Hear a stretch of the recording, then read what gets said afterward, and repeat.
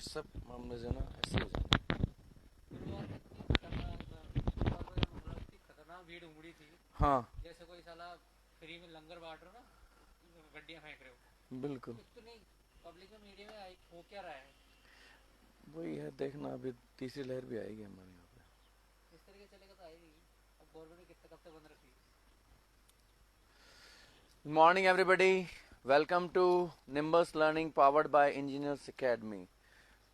Krishna Kumar ji, Saurabh ji, PS ji, Luv Kush ji, Ghan Sundar ji, good morning everybody, RK ji, Ayushman ji, OYO ji, Bhupesh ji, good morning everybody, Vijay Shri ji, SK ji, Hemant ji, Govind ji, Ajay ji, God bless you all. Good morning everybody, Hrithik ji good morning. चलिए भाई, थोड़ा late हो गए आज। बीकानेर राज्य अपने को शुरू करना है।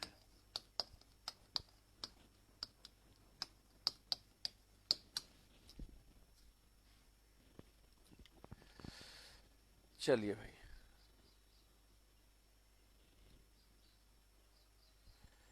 आशीष जी, अके जी, मंजीत जी, हेमंत जी, गुड मॉर्निंग एवरीबॉडी। कब तक खत्म होगा, हेमंत जी पूछ रहे हैं। चलो, ये आपका जल्दी खत्म हो जाएगा। मोस्ट प्रोबेबली आपका 8 या 9 तारीख को अपन खत्म कर देंगे। धीरज जी गुड मॉर्निंग।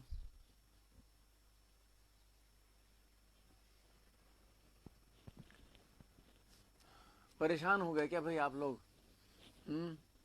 कि आदमी सुबह सुबह सबसे पहले इसी का चौकटा देखना पड़ता है। नहीं, चलिए बीकानेर राज्य की बात करें तो देखिए बीकानेर में भी राठौड़ राजवंशी था, राठौड़ डायनेस्टी।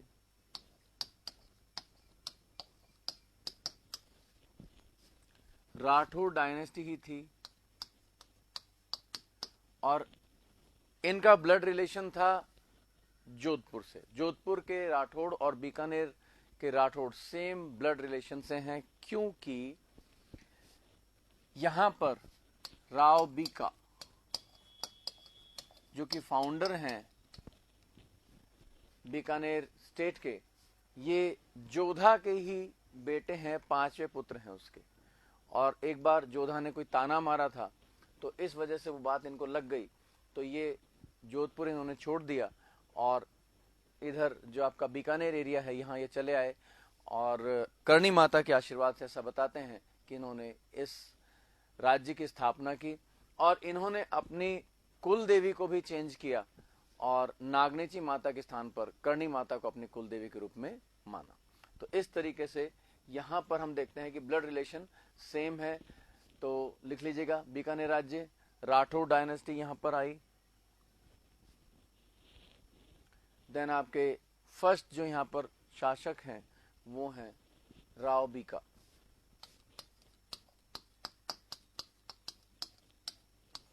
(1565 टू 1504) ये इनका रेन पीरियड है। ठीक है, अब देखिए करणी माता के आशीर्वाद से इन्होंने राज्य स्थापना की, लेकिन इन्होंने जो अपनी पहली जो कैपिटल बनाई थी वो थी बीकानेर में ही कोडम देसर।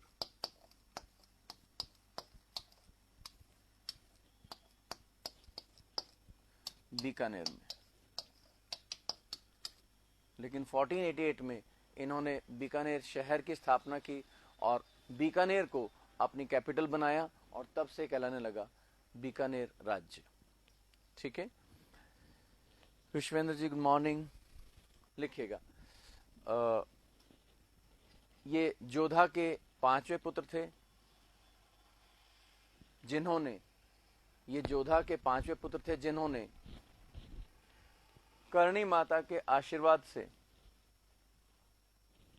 करणी माता के आशीर्वाद से इस राज्य की स्थापना की। करणी माता के आशीर्वाद से इस राज्य की स्थापना की।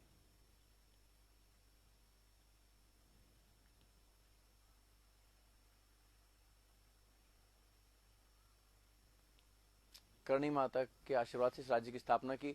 इन्होंने अपनी प्रारंभिक राजधानी कोडम देसर को बनाया। इन्होंने अपनी राजधानी कोडम देसर को बनाया। ही was the fifth son of Rao Jodha. He was the fifth son of Rao Jodha.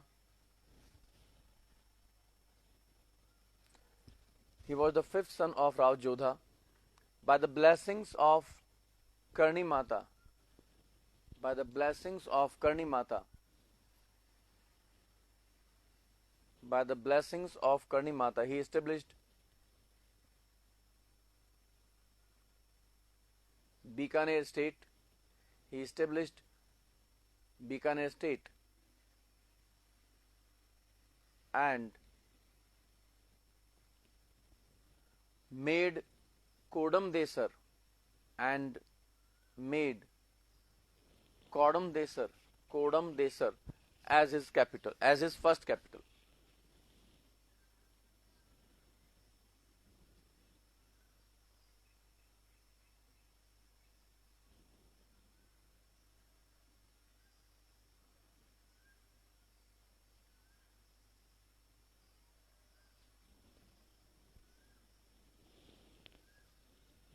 घनसुंदर जी थोड़ा सा लॉजिक लगाइए कि अगर 1565 हो जाए तो जोधा कब था और उसका बेटा इतने दिनों तक जिंदा कैसे रहेगा?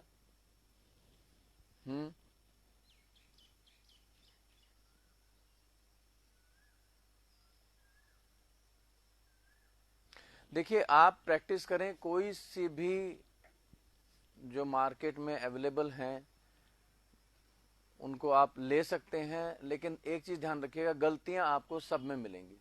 अब हमारी मजबूरी है, क्या करें? तो आप उनको पढ़िए, क्वेश्चन आंसर सॉल्व कीजिए, कोई फर्क नहीं पड़ता है, आंसर्स आपके होने चाहिए, आपको प्रैक्टिस करनी है। कोई प्रॉब्लम आए तो मुझसे पूछ लीजिएगा, गलतियां तो आपको मिलेंगी। देखिए अभी भी जो है ना, बहुत सारे लोग बाग व्हाट्सएप भेजते हैं कि सर ये देखिए तो गलत है ना, तो वो गलत है भाई, डेफिनेटली गलत है। आप पहले मेरे नोट से टैली कर लीजिए, तो अगर उसमें गलत प्रिंट किया हुआ है तो उसको सही कर लीजिए, उसमें ऐसी कोई दिक्कत नहीं है। करंट अफेयर्स की बात करें तो करंट अफेयर्स आप कहीं से भी ले लीजिए, मूमल का आता है, लक्ष्य का आता है, दक्ष का आता है, और आपका एक क्रोनोलॉजी और आता है। क्रोनोलॉजी पतली सी बुक आती है तो उसे थोड़ा कॉन्फिडेंस आता है कि हाँ पतली सी बुक है, फटाफट पढ़ लेंगे, तो क्रोनोलॉजी आप ले सकते हैं, तो करंट अफेयर्स वहां से ले लीजिएगा। तो ये सब है, ठीक है भाई। चलिए, गलतियां तो आपको मिलेंगी भाई, ये प्रॉब्लम तो आपको फेस करनी पड़ेगी, मजबूरी है, क्या कर सकते हैं। एंड मेड कोडम देसर एज हिज फर्स्ट कैपिटल।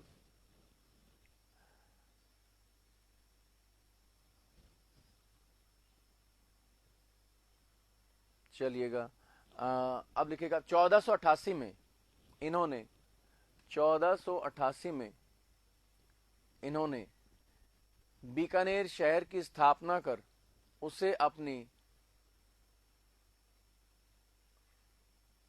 राजधानी बनाया। In 1488 he founded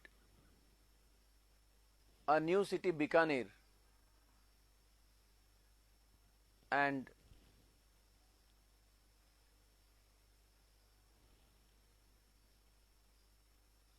transferred his capital here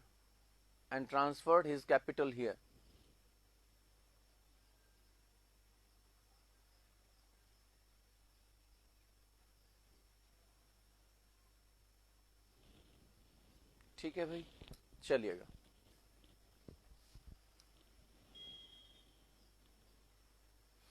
अब देखिए, निम्बस पे जो वीकली करंट अफेयर्स आते हैं, मुझे नहीं पता कितना उसमें कंटेंट है, क्या कुछ वो बताते हैं आपको, बट हाँ हेल्पफुल तो है ही, आपका काफी हेल्पफुल है, होगा डेफिनेटली। लेकिन अब सफिशिएंट होगा या नहीं होगा ये मुझे नहीं पता, क्योंकि उसमें कितना आपका कंटेंट है, कितना करंट अफेयर्स कवर करते हैं, मुझे इस बात का कोई आइडिया नहीं है भाई, ठीक है। तो लिख लीजिएगा, इन 1488 he founded Bikaner city and transferred his capital here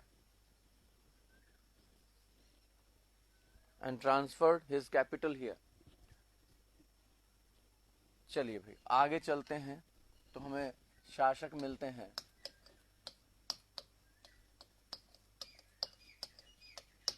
Rao Jaitsi.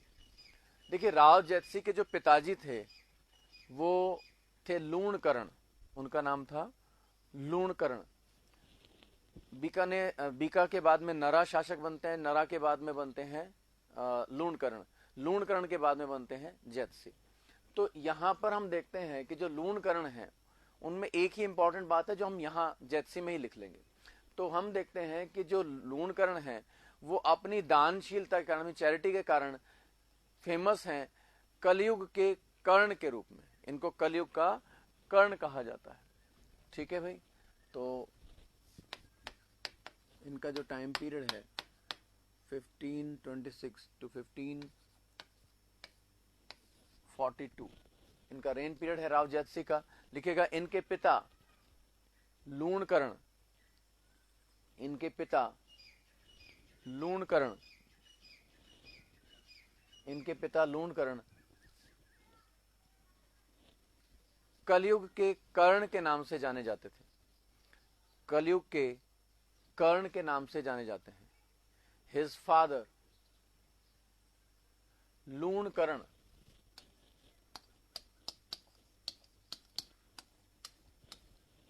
is known as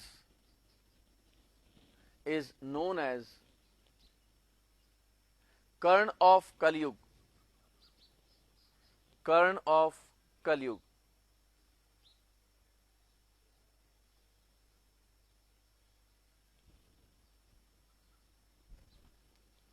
अब देखिए यहां पर इनका पहला जो युद्ध होता है वो 1534 में होता है। बाबर जो था, जिसका बेटा हुमायूं था, उसका एक बेटा और था कामरान। कामरान अटैक करता है बीकानेर पर। तो इनिशियली हम देखते हैं जैतसी पराजित हो जाता है और यहां से भाग जाता है, लेकिन बाद में ये अपनी आर्मी रीऑर्गेनाइज करता है, संगठित करता है, पुनर्गठित करके फिर अटैक करता है और कामरान को पराजित करता है। तो ये पहली इंपॉर्टेंट बात हुई 1534 में। तो लिखेगा 1534 में बाबर के पुत्र कामरान ने, बाबर के पुत्र कामरान ने बीकानेर पर आक्रमण किया, कामरान ने बीकानेर पर आक्रमण किया।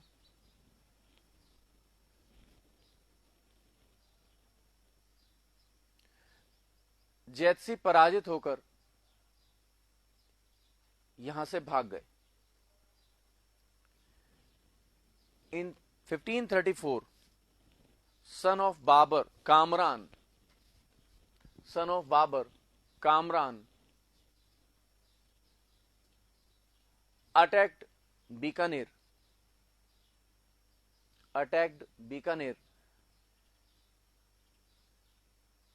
and defeated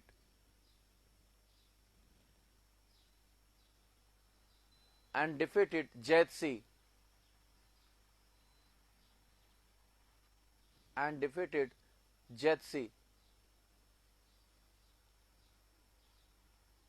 who ran away from here, who ran away from Bikaner।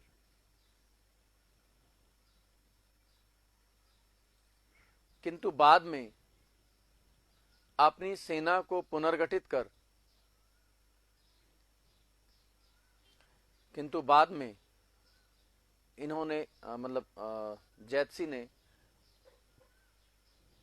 किंतु बाद में अपनी सेना को पुनर्गठित कर जैतसी ने कामरान को पराजित किया। Later he reorganized his army and defeated Kamran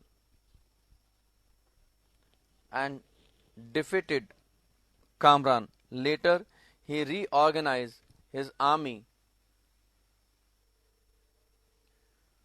he reorganized his army and attacked Kamran.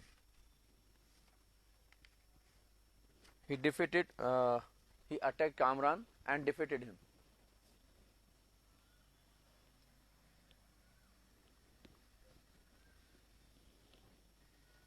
ठीक है भाई, चलिए ये जो बैटल हुई थी इसका हमें डिस्क्रिप्शन मिलता है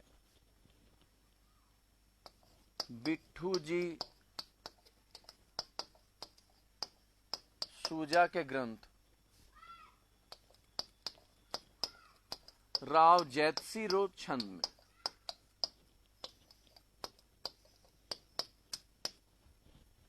ठीक है, तो इस युद्ध का वर्णन लिखेगा, इस युद्ध का वर्णन बिट्ठू जी सूजा के ग्रंथ, बिट्ठू जी सूजा के ग्रंथ राव जैतसिरो छंद में मिलता है।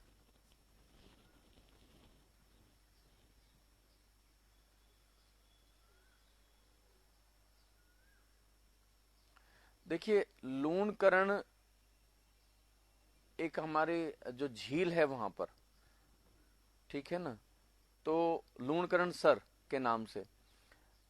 तो अगर हम बात करें कि ये जो है लूणकरण कस्बा किसने बसाया था, तो ये लूणकरण के नाम पर है, लेकिन ऐसा हमें कोई कहीं उल्लेख नहीं मिलता कि उसने इसको बसाया था।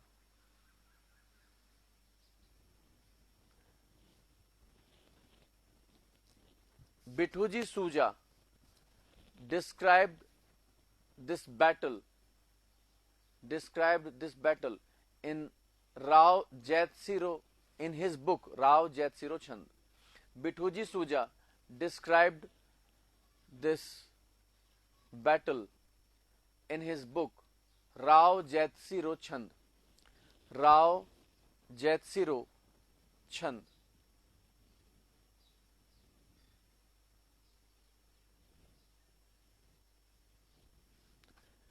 चलिए भाई, अब एक और इंपॉर्टेंट बैटल है, बैटल ऑफ पाहेबा और साहेबा।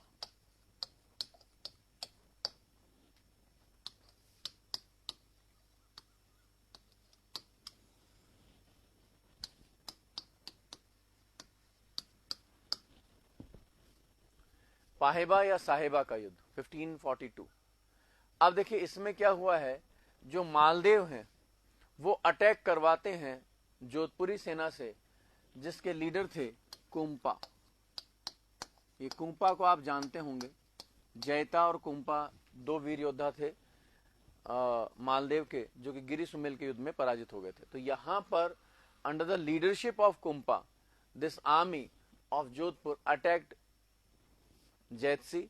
यहां पर पाहेबा या साहेबा का युद्ध हुआ है और इस युद्ध में जैतसी वीर गति को प्राप्त हो गए और बीकानेर पर अधिकार हो गया मालदेव का। जैतसी के एक पुत्र हैं कल्याणमल, वो यहां से भागते हैं और पहुंचते हैं शेरशाह सूरी के पास और उनसे कहते हैं साहब मेरा राज्य आप दिलवा दीजिए। तो इस तरीके से यहां पर राठौड़ आपस में ही लड़ भिड़ रहे हैं और शेरशाह सूरी ने उसका फायदा उठाया। तो ये हुआ आपका पाहेबा या साहेबा का युद्ध।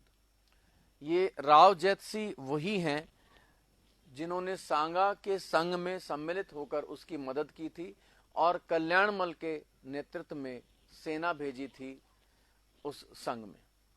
ठीक है, लिखेगा पाहेबा और साहेबा का 1542। मालदेव ने, राव मालदेव जोधपुर का जो शासक है, राव मालदेव ने कुंपा के नेतृत्व में सेना भेजी, कुंपा के नेतृत्व में सेना भेजी।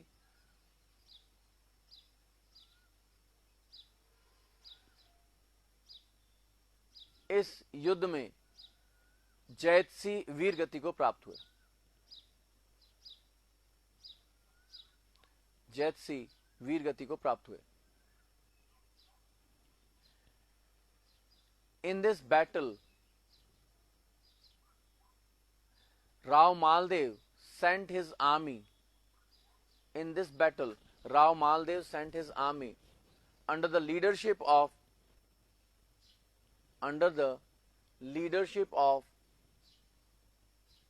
his warrior Kumpa.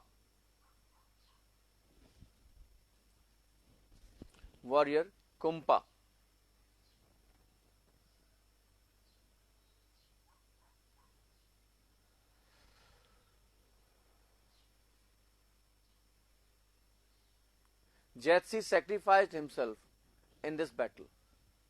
Jetsi sacrificed himself in this battle.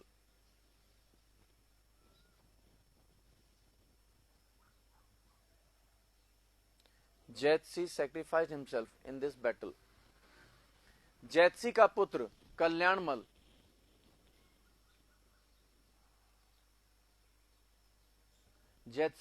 Kalyanmal Sher Shah Suri की शरण में पहुंचा। शेरशाह सूरी की शरण में पहुंचा। The son of Jaitsi Kalyanmal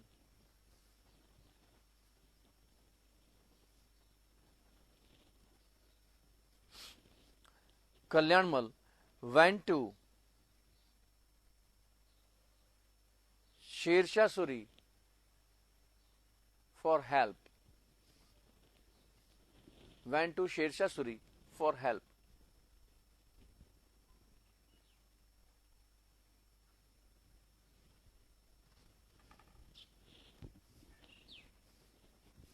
अब आते हैं आपके राव कल्याणमल।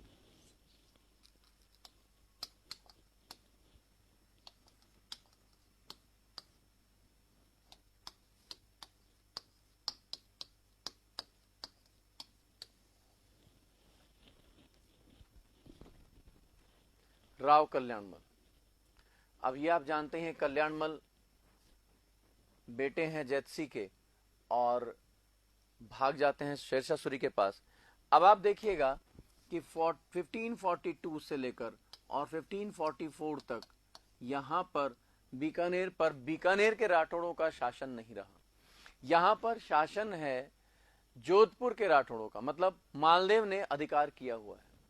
लेकिन आपको पता है 1544 में शेरशाह सूरी ने अटैक किया था और गिरी सुमेल का युद्ध हुआ था। तो इस गिरी सुमेल के युद्ध में कल्याणमल लड़े थे मालदेव के अगेंस्ट शेरशाह सूरी की तरफ से, और ये जो युद्ध था ये जीत लिया गया था शेरशाह सूरी द्वारा।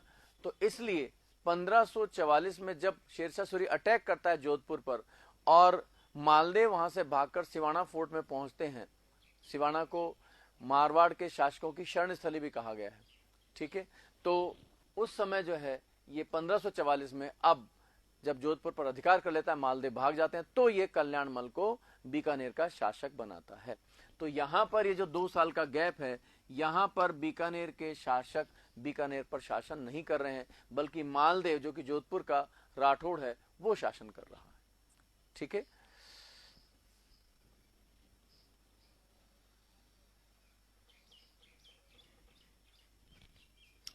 चलिए भाई, तो लिखिएगा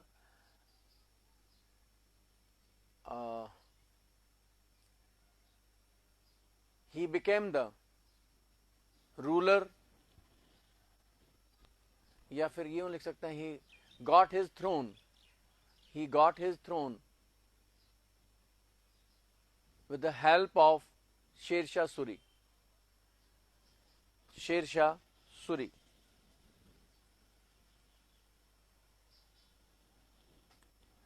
In the battle of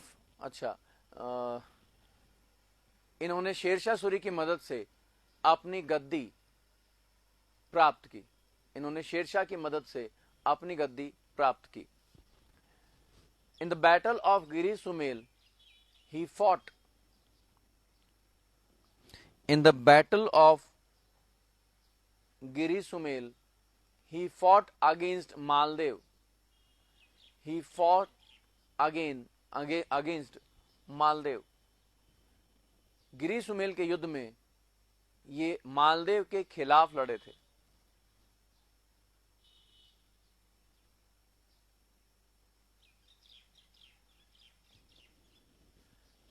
Maldev के खिलाफ लड़े थे।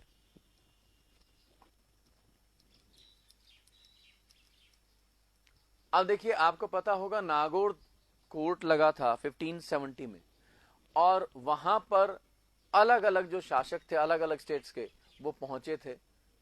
यहां पर आपने देखा कि राव कल्याणमल भी पहुंचते हैं अपने दोनों बेटे राय सिंह और पृथ्वीराज राठौड़ के साथ, और अधीनता स्वीकार करते हैं अकबर की। तो ये बीकानेर के पहले शासक हुए जिन्होंने मुगलों की अधीनता स्वीकार की थी। ठीक है, कहां की थी? नागौर दरबार में की थी। तो लिखिएगा, ये बीकानेर के प्रथम शासक थे जिन्होंने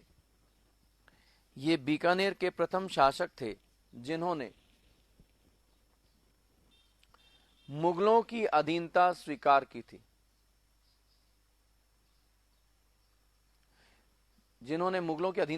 थी। ही was the first ruler of Bikaner.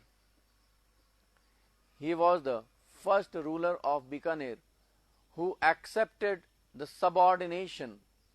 He was the first ruler of Bikaner who accepted the subordination.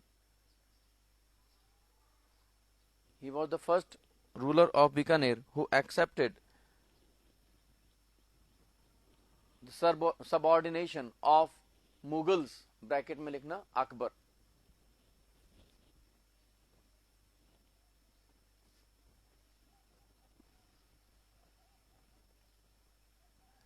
अब देखिए, इनके जब दोनों पुत्रों के साथ में पहुंचते हैं अकबर के दरबार में, तो जो पृथ्वीराज राठौड़ हैं वो डिंगल जैनर के बहुत अच्छे विद्वान थे, डिंगल शैली के बहुत अच्छे विद्वान थे। तो उन्होंने अपनी विद्वता का परिचय दिया है अकबर को। उनकी विद्वता से प्रभावित होकर अकबर ने उनको अपने दरबार में रखा और उनको गागरोन की जागीर भी दी थी पृथ्वीराज राठौड़ को। और वहीं जागीर में गागरोन दुर्ग में बैठकर इन्होंने एक बहुत फेमस ग्रंथ लिखा, वेली कृष्ण रुक्मणी री।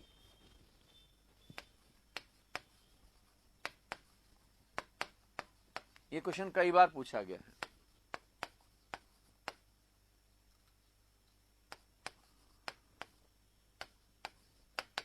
ये ग्रंथ लिखा आपके पृथ्वीराज राठौड़, जो कि अकबर के दरबारी विद्वान थे और राव कल्याणमल के पुत्र थे। ठीक है, चलिएगा। क्या मंजीत बाबू, डिंगल शैली पूछ रहे हो आप मेरे को? हाँ जी, पाहेबा भी कह देते हैं और साहेबा भी कह देते हैं, जगह का नाम है भाई। डिंगल शैली पिंगल शैली मैंने आपको जब लैंग्वेज एंड लिटरेचर वाला टॉपिक कल्चर में पढ़ाया था, उस समय मैंने दोनों की डेफिनेशन भी लिखवाई थी, और डिंगल शैली क्या होती है, पिंगल शैली क्या होती है, वो भी मैंने आपको लिखवाया था। आप भूल गए उस चीज को। ठीक है, चलिएगा। तो लिखिएगा, इनके पुत्र, इनके छोटे पुत्र पृथ्वीराज राठौड़, इनके छोटे पुत्र पृथ्वीराज राठौड़ डिंगल शैली के प्रसिद्ध विद्वान थे।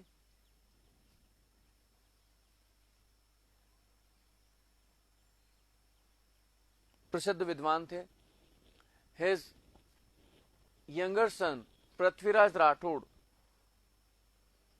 was the scholar of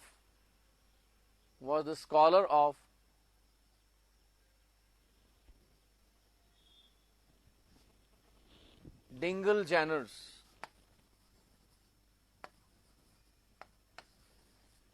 Dingle Janner, Dingal शैली, डिंगल जैनर। अकबर ने इन्हें का मतलब है पृथ्वीराज राठौड़ की बात हो रही है। अकबर ने इन्हें गागरोन की जागीर प्रदान की। अकबर ने पृथ्वीराज को गागरोन की जागीर प्रदान की। Akbar provided him the jagir of Gagron. Akbar provided him the Jagir of Gagron.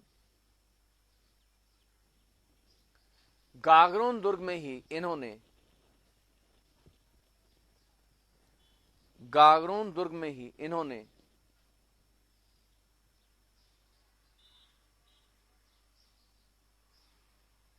Gagron दुर्ग में ही इन्होंने अपने प्रसिद्ध ग्रंथ, डिंगल शैली में है भाई ये, प्रसिद्ध ग्रंथ वेली कृष्ण रुक्मणी की रचना की।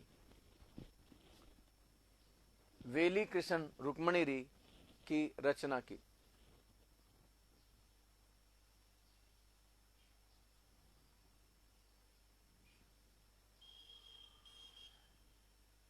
In Gagron Fort, he wrote his famous book.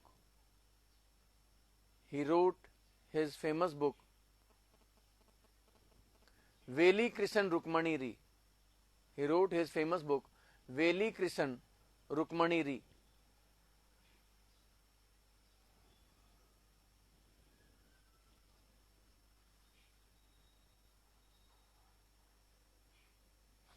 He was the courtier of Akbar. ये अकबर के दरबारी थे, ये अकबर के दरबारी थे। ही was the courtier of Akbar. अब ये सारी बातें जो हमने लिखी, ये लिखी हैं पृथ्वीराज राठौड़ के बारे में, ठीक है।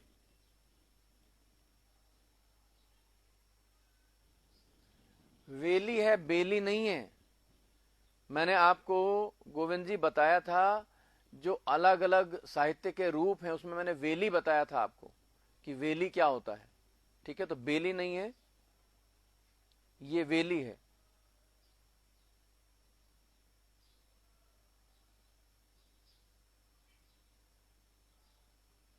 और पाहेबा, पाहेबा या साहेबा, ये बीकानेर में पड़ता है भाई आपका।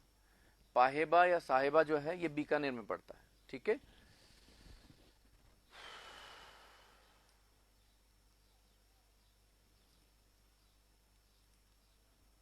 चलिएगा, अब देखिए जो कल्याणमल है, इनके जो बेटे हैं, दूसरे बेटे, जो बड़े बेटे हैं राय सिंह, उनको वो बनते हैं शासक, अगले शासक, ठीक है। और तो कोई पॉइंट इसमें रहा नहीं है भाई कल्याणमल में, बाकी सब पॉइंट्स आ चुके हैं। चलिएगा, अब हम लिखते हैं अगले हमारे शासक, राव नहीं लगाएंगे उनमें, रायमल, सॉरी राय सिंह, राय सिंह।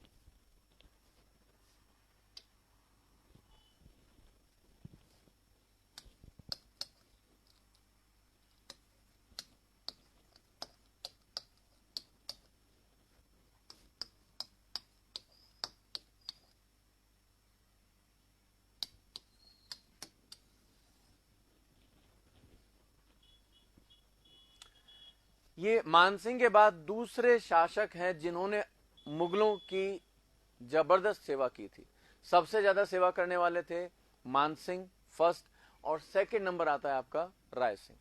बस दोनों में अंतर इतना है कि मानसिंह को जो मान सम्मान प्राप्त था, मतलब मानसिंह को अकबर के शासनकाल में ज्यादा मान सम्मान प्राप्त था, और जहांगीर के काल में आके वो मान सम्मान एकदम घट जाता है, क्योंकि उन्होंने खुसरो की मदद की थी, जो कि सलीम का बेटा था। खुसरो जहांगीर का बेटा था, उसने विद्रोह किया था, तो इसलिए उनका मान सम्मान बढ़ जाता है। जबकि राय सिंह के मामले में हम देखते हैं कि जो मान सम्मान अकबर के शासन काल में था, वो जहांगीर के काल में बहुत ज्यादा बढ़ जाता है।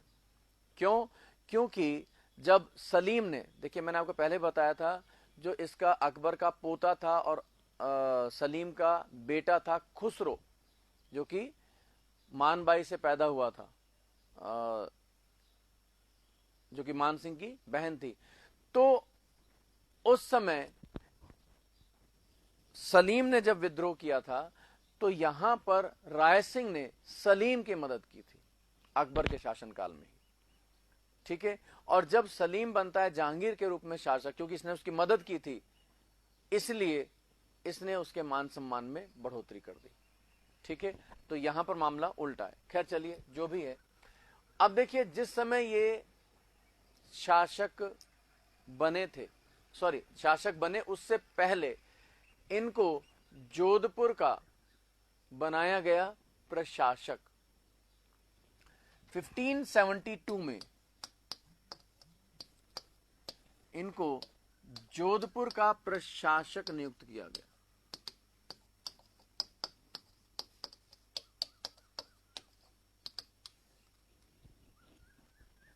ठीक है, आपको पता होगा कि हुसैन कुली खां के नेतृत्व में, जो हमने पढ़ा भी था, हुसैन कुली खां के नेतृत्व में अटैक करवाता है अकबर जोधपुर पर और जोधपुर को अपने अधिकार में ले लेता है। ठीक है, ये बात है आपकी 64 की, 1564, और नागौर दरबार लगाता है और अब ये जोधपुर का प्रशासक नियुक्त करता है यहां पर राय सिंह को। लेकिन उस समय ये शासक नहीं थे, राजकुमार ही थे, कल्याणमल के टाइम पीरियड में। ठीक है, तो अब आप देखिए अकबर कितनी चाल खेल रहा है कि जोधपुर का जो उस समय उत्तराधिकारी है वो है चंद्रसेन। चंद्रसेन के खिलाफ खड़ा कर दिया एक राजपूत को कि कभी ये लोग आपस में एक ना हो सके। तो जब इसको प्रशासक नियुक्त कर दिया यहां पर, तो डेफिनेटली चंद्रसेन तो इसको तिरछी दृष्टि से देखेगा ही। ठीक है भाई, चलिए भाई,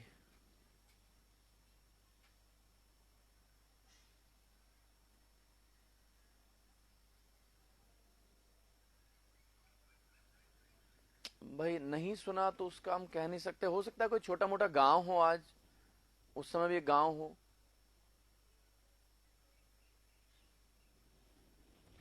चलिए, तो लिखिएगा, अकबर ने इन्हें 1572 में जोधपुर का प्रशासक नियुक्त किया।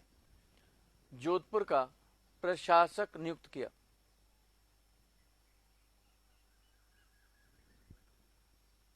Akbar appointed him as the governor of Jodhpur in 1572. Akbar appointed him as the governor of Jodhpur in 1572.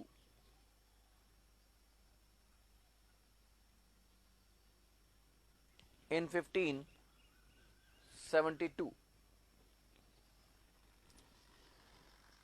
अब देखिए अकबर ने इन्हें महाराजा की उपाधि प्रदान की है और 4000 का मनसब भी दिया है।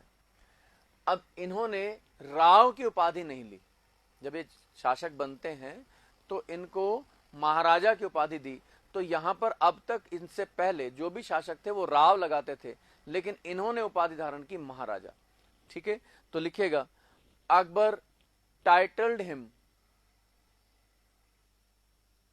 as Maharaja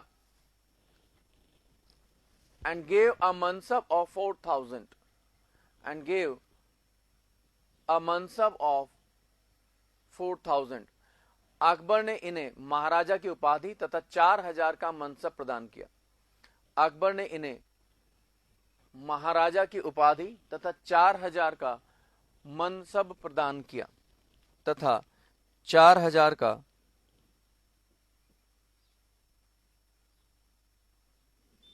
मनसब प्रदान किया।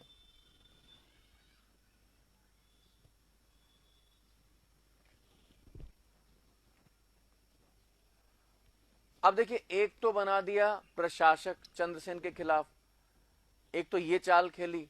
अब ये चाल जो है राजपूत लोग नहीं समझ पाते थे। दिक्कत तो यही थी, शुरू से लड़ते भिड़ते आ रहे थे, वरना राजपूतों की शक्ति का कोई मुकाबला नहीं। अगर राजपूत यूनाइट हो जाते तो हो सकता था पूरे भारत पर अधिकार कर लेते। इतना जबरदस्त उनके अंदर शौर्य और साहस था।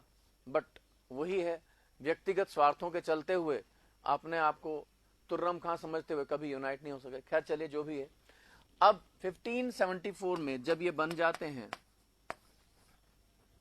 शासक, तो इनको नियुक्त किया जाता है चंद्रसेन के खिलाफ भी।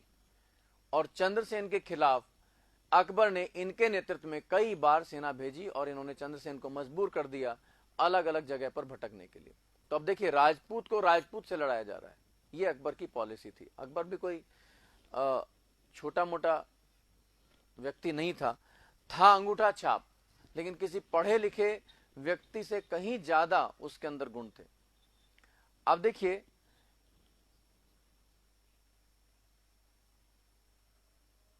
किनके नाम के आगे गोविंद जी? कंवर। देखिए कंवर तो इनके नाम के आगे नहीं मिलता भाई। कंवर राय सिंह, वो बात अलग है। कुंवर राय सिंह, कुंवर राय सिंह कब थे? ये जब तक शासक नहीं बने, कुंवर थे, ये राजकुमार थे। तो कुंवर राय, यहां पर 1572 में जोधपुर का शासक बनाया गया कुंवर राय सिंह को, कुंवर राय सिंह को। लेकिन यहां पर जो अपॉइंट किया है वो महाराजा राय सिंह को अपॉइंट किया है चंद्रसेन के खिलाफ।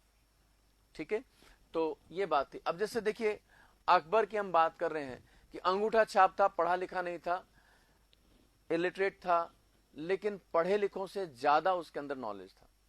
अब देखिए यहां पर जो पॉलिसी है इसकी राजपूतों के प्रति, एक दूसरे को लड़ाने की है।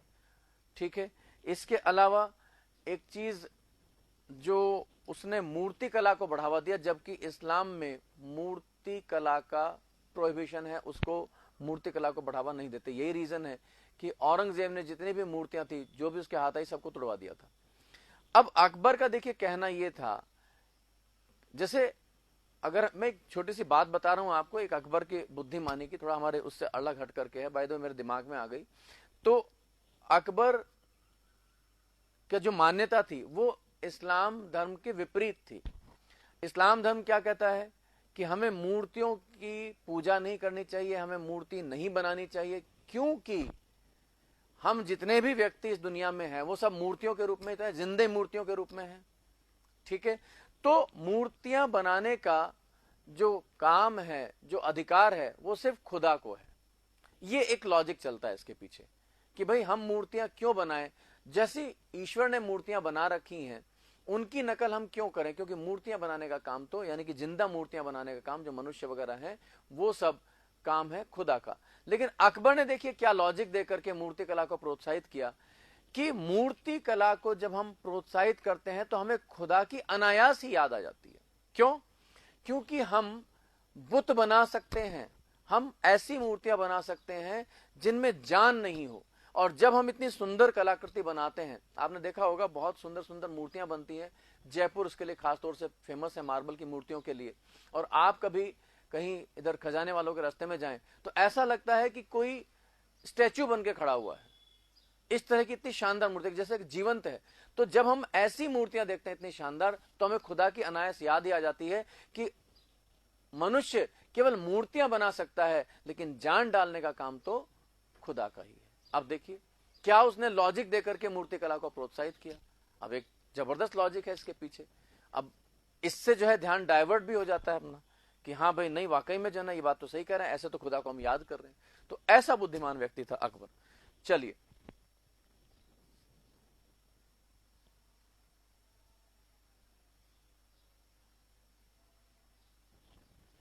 चलिए भाई, तो इन्होंने 1574 में राय सिंह को चंद्रसेन के खिलाफ नियुक्त किया, मतलब चंद्रसेन पर आक्रमण करने के लिए नियुक्त किया, यूं लिख लीजिएगा। 1574 में इन्होंने 1574 में अकबर ने इन्हें चंद्रसेन पर आक्रमण के लिए नियुक्त किया, चंद्रसेन पर आक्रमण के लिए नियुक्त किया। इन 1574 Akbar appointed him, in 1574 Akbar appointed him to suppress the revolt of, to suppress या क्रश भी लिख सकते हैं, to suppress the revolt of Chandrasen.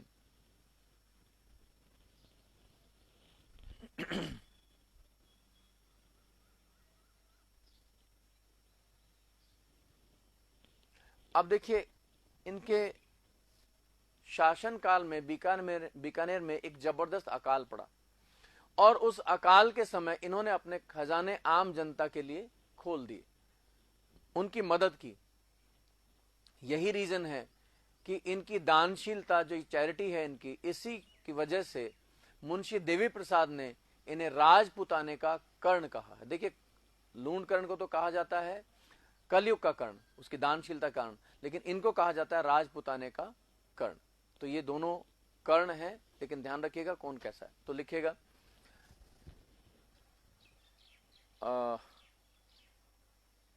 इनकी दानशीलता के कारण मुंशी देवी प्रसाद ने, इनकी दानशीलता के कारण मुंशी देवी प्रसाद ने, मुंशी देवी प्रसाद ने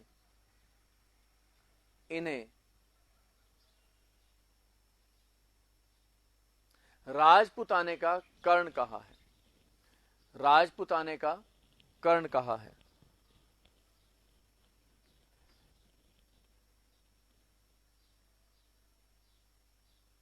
due to his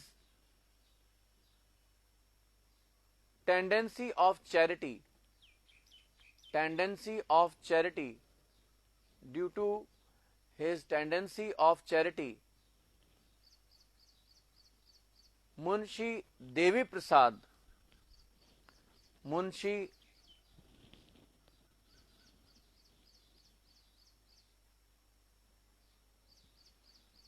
Devi Prasad called him as Karn of Rajputana.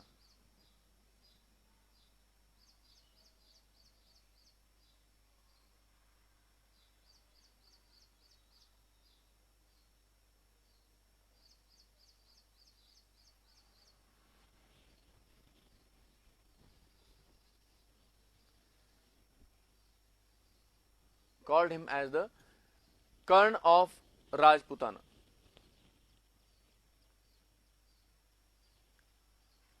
ठीक है भाई, चलिएगा। अब इन्होंने सलीम की मदद की थी, इसलिए शासक बनने पर सलीम ने जहांगीर के नाम से जब शासक बना तो इनके मान सम्मान में वृद्धि की और इनका मनसब बढ़ा करके 5,000 कर दिया। तो लिखेगा सलीम के विद्रोह के समय इन्होंने उसकी मदद की थी। सलीम के विद्रोह के समय, सलीम के विद्रोह के समय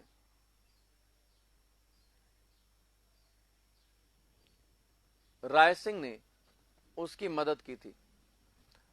अतः शासक बनने पर, अतः शासक बनने पर सलीम, ब्रैकेट में लिखेगा जहांगीर, जहांगीर के नाम शासक बना था, सलीम जहांगीर ने उसके मनसब को बढ़ाकर 5,000 कर दिया। उसके मनसब को बढ़ाकर 5,000 कर दिया।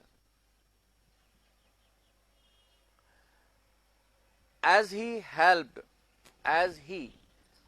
Salim,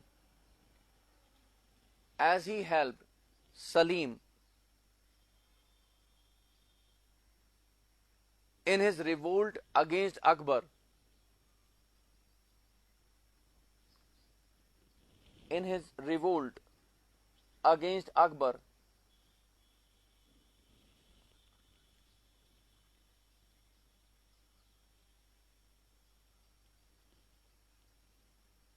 so when Salim became the ruler, so when Salim became the ruler as Jahangir,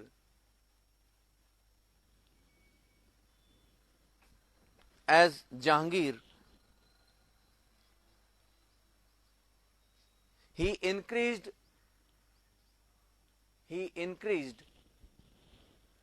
his mansab to 5,000, his mansab to 5,000.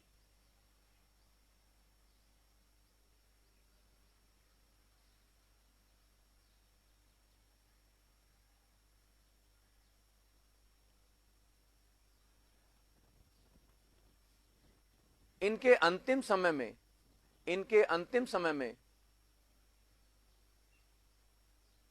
इनके अंतिम समय में ये दक्षिण में सूबेदार के पद पर थे।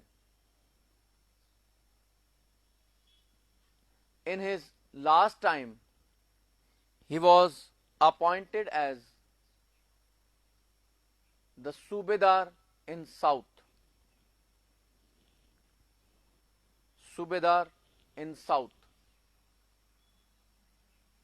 वहीं पर बुरहानपुर में इनकी मृत्यु हो गई। बुरहानपुर एमपी, बुरहानपुर में एक शासक की और मृत्यु हुई थी, वो जरा आप बताइए। इनके अंतिम समय में ये दक्षिण के सूबेदार नियुक्त किए गए थे और वहीं पर बुरहानपुर में इनकी मृत्यु हो गई। In his last time he was appointed as the subedar of subedar in south. South की जगह दक्कन लिखेगा, Deccan. He was appointed as the subedar of Deccan. There he was died at Burhanpur MP. देखिए दो आया, गोविंद जी बता रहे हैं मान सिंह जी और कृष्ण जी बता रहे हैं मिर्जा राजा जय सिंह।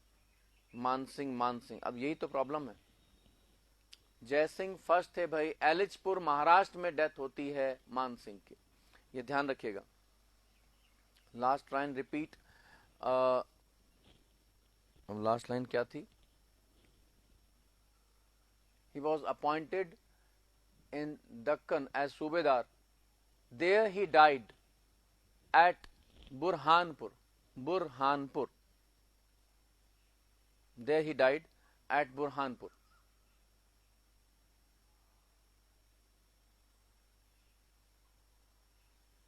चलिए भाई, अब आप मुझे 5 मिनट का समय दें भाई। एक्चुअली मेरे फादर को आज मुझे हॉस्पिटल दिखाना है और अपॉइंटमेंट 8 बजे लेने के लिए कहा गया था हॉस्पिटल से। तो अब मैं जरा 5 मिनट का मुझे समय दीजिएगा प्लीज। बस मैं अभी जो है अपॉइंटमेंट लेकर के आता हूँ।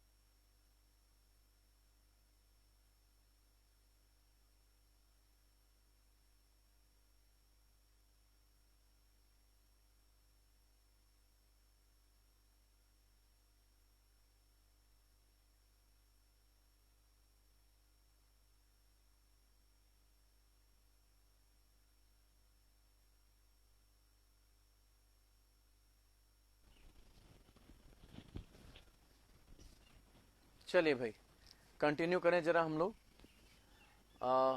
बात चल रही थी राय सिंह की। हाँ, अब देखिए इनके कुछ कल्चरल एक्टिविटीज को हम लोग देख लेते हैं। और कल्चरल एक्टिविटीज में हम देखते हैं कि इनका एक सबसे इंपॉर्टेंट जो निर्माण है वो था आपका जूनागढ़ फोर्ट। अब आप फटाफट से मुझे बताइए कि जूनागढ़ दुर्ग का निर्माण कब करवाया गया था। ये मैं आपको पढ़ा चुका हूं। जूनागढ़ फोर्ट का निर्माण करवाया बीकानेर फोर्ट का राय सिंह ने।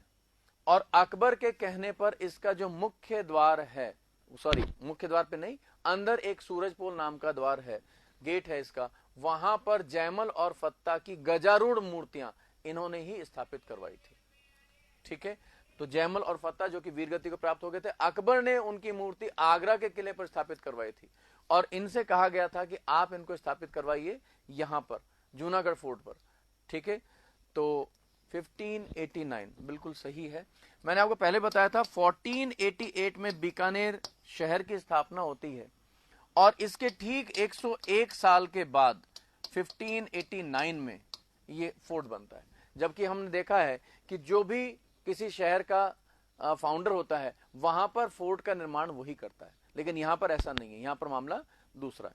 चलिएगा, खैर तो लिखिएगा, इन्होंने 1589 में 1589 में जूनागढ़ फोर्ट या बीकानेर दुर्ग का निर्माण करवाया तथा इसके एक द्वार पर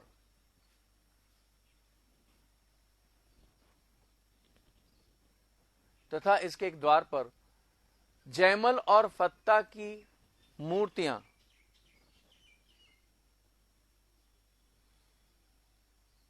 धन्यवाद विश्वेंद्र जी, बहुत बहुत धन्यवाद। ऐसी दुआओं की मुझे बहुत जरूरत है।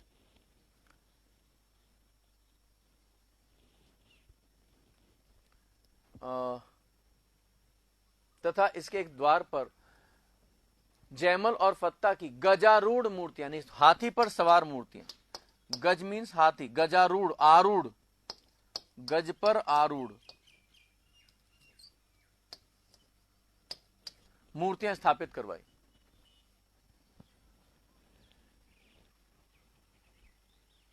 He constructed Junagadh Fort in 1589. He constructed Junagadh Fort in 1589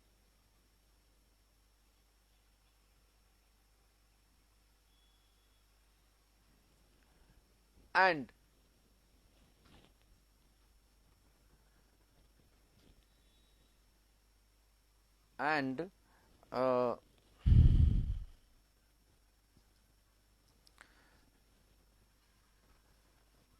constructed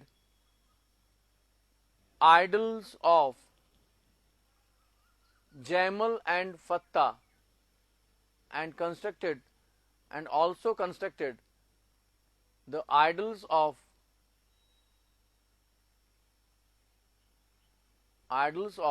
Jaimal and Fatta on elephant, हाथी पर सवार, on elephant.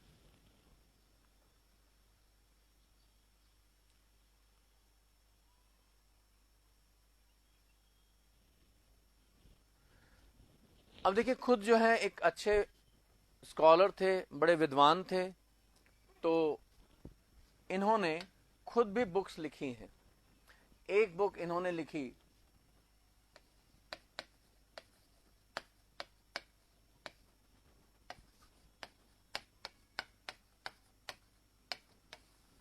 राय सिंह महोत्सव, और एक इन्होंने बुक लिखी थी, टीका लिखी थी, एक ग्रंथ था ज्योतिष रत्नमाला।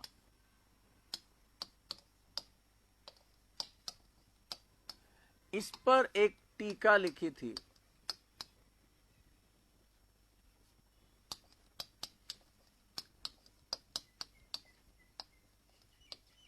बाल बोधिनी। अब टीका क्या होता है कि जैसे जो भी बाल बोधिनी का कंटेंट है, इसमें जो भी सब्जेक्ट है वो ज्योतिष रत्नमाला का ही है, लेकिन उस पर टीका टिप्पणी करते हुए, कमेंट करते हुए एक नई बुक लिख देना, उसको कहते हैं हम टीका। तो बाल बोधिनी क्या है? टीका है किसका? ज्योतिष रत्नमाला का। ठीक है भाई।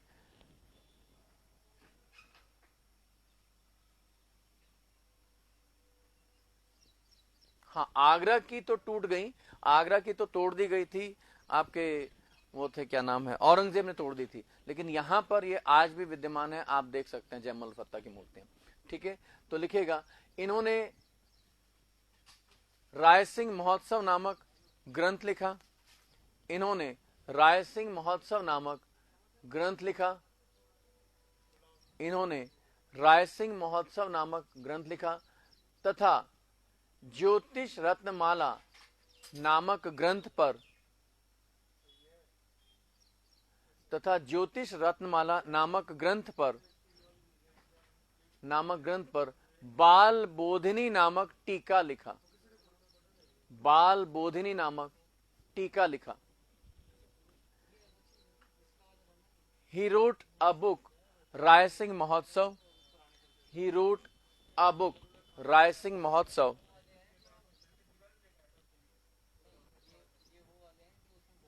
He also wrote a comment, और ब्रैकेट में आप टीका भी लिख लीजिएगा। He also wrote a comment book और टीका, कमेंट बुक और टीका, बाल बोधिनी, बाल बोधिनी, बाल बोधिनी ऑन बुक ज्योतिष रत्नमाला, ऑन बुक ज्योतिष रत्नमाला। विजय श्री जी, मेरे ख्याल में समझ में आ गया होगा टीका क्या होता है।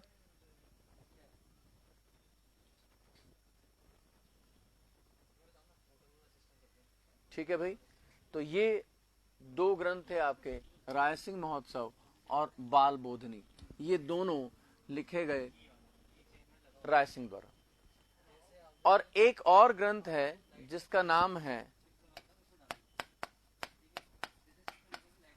राजा राय सिंह रिवेली। ये ग्रंथ भी लिखा गया, लेकिन इसका राइटर हमें पता नहीं है, हम नहीं जानते किसने लिखा। तो एक अननोन राइटर था जिसने ये बुक लिखी, राजा राय सिंह रिवेली, और ये राय सिंह पर ही लिखी गई है।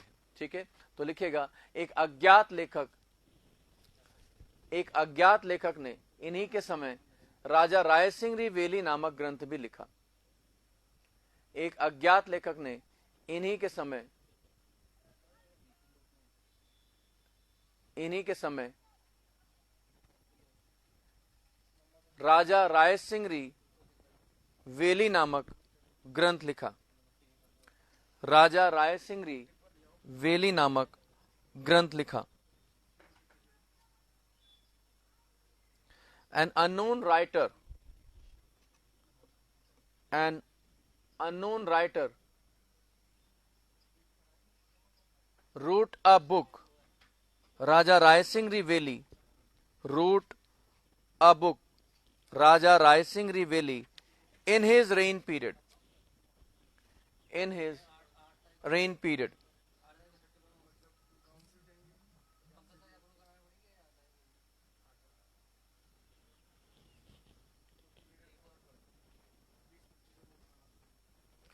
अच्छा, एक चीज आप ध्यान रखिएगा कि बीका में एक चीज लिख लीजिएगा कि जो ओरिजिनल टेम्पल है, शुरुआत में जो इनिशियली जो टेम्पल बनवाया गया था करणी माता का, वो बनवाया गया था राव बीका द्वारा। ठीक है, और जो प्रेजेंट टेम्पल है वो कर्ण सिंह ने बनवाया था। ठीक है, वो मैं भी आपको कर्ण सिंह में लिखवा दूंगा, लेकिन आप बीका में एक पॉइंट नोट कर लीजिएगा, the original temple of Karni Mata was built by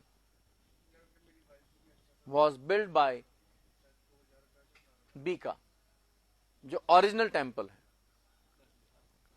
the original temple the original temple of Karni Mata was built by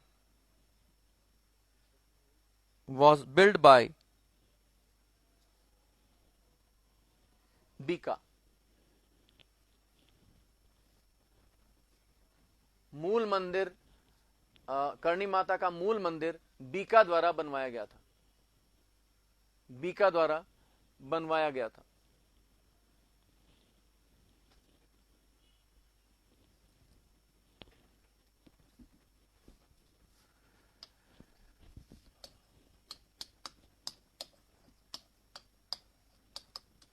अगले शासक हैं हमारे कर्ण सिंह।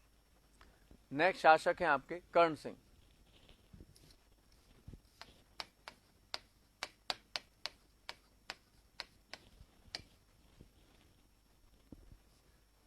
कर्ण सिंह, अब देखिए अगर हम टाइम पीरियड देखते हैं तो उस हिसाब से इन्होंने 2 मुगल शासकों को अपनी सेवाएं दी। ही सर्व्ड 2 मुगल एम्परर्स, आपके शाहजहां एंड औरंगजेब।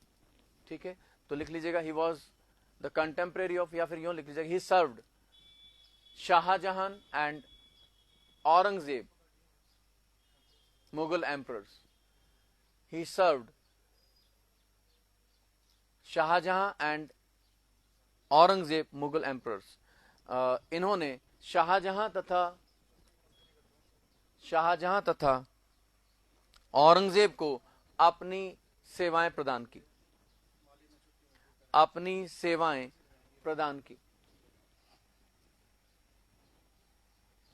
कर्ण सिंह ने अपनी सेवाएं प्रदान की।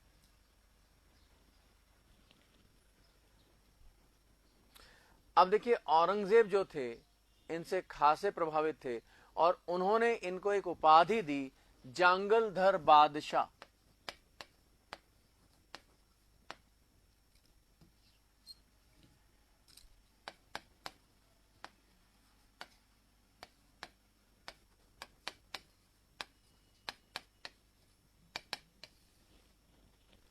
जांगलधर बादशाह। देखिए ये जो बीकानेर वाला इलाका है, प्राचीन समय में इसको जांगल के नाम से जाना जाता था। इसी वजह से यहाँ का बादशाह, तो जांगलधर बादशाह, औरंगजेब ने इनको उपाधि दी थी। तो लिखिएगा औरंगजेब ने इन्हें जांगलधर बादशाह की उपाधि दी थी। औरंगजेब ने इन्हें जांगलधर बादशाह की उपाधि दी थी। Aurangzeb titled him as Jangaldhar बादशाह।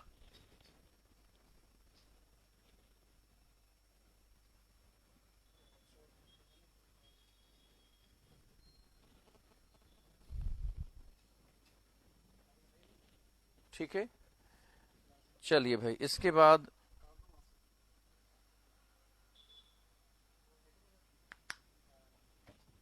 आगे चलें जरा। तो जो प्रेजेंट टेम्पल है क्या नाम आपकी करणी माता का, उनका निर्माण इन्होंने करवाया था, जो प्रेजेंट टेम्पल है। तो लिखिएगा करणी माता के वर्तमान मंदिर का निर्माण इन्हीं के द्वारा करवाया गया। करणी माता के वर्तमान मंदिर का निर्माण इन्हीं के द्वारा करवाया गया।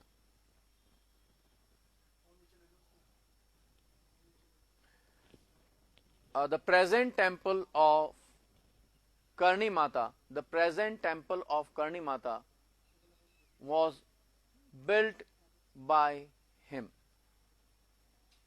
Was built by him.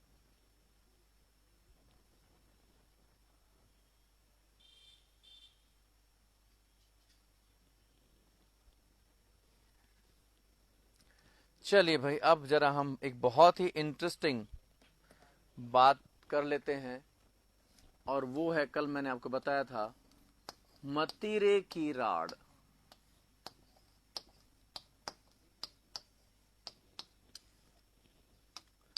(1644)